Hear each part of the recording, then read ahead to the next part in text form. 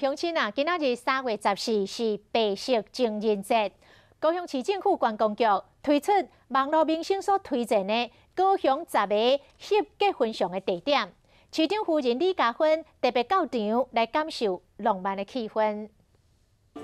马道穿美丽白色的礼服，翕婚摄相，加高雄有名景点爱河之心，翕啊更加浪漫。观光局长潘兴旭伊嘛穿白色的西装打扮做新郎，不过上引人注意也是市长夫人李嘉芬，伊嘛努力推广爱情产业链。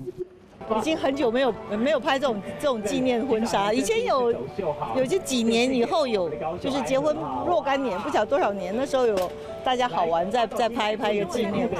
推荐10个翕婚摄地点，包括爱河之心，也佮有进秀新人喜爱基丁、彩虹教堂，另外包括公山之眼、维武营国家艺术文化中心、台东湿地公园、高雄展览馆、甲高雄车站、公园码头，也佮有福利艺术地区、甲高雄市立美术馆。不好意思，团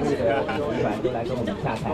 想要来高雄拍婚纱，然后带婚纱团来高雄，所以我们今天会公布10大的打卡景点。 观光局选伫白色情人节这天，公布这真有特色、适合新人翕婚摄的景点，嘛希望会当带动高雄的观光商机。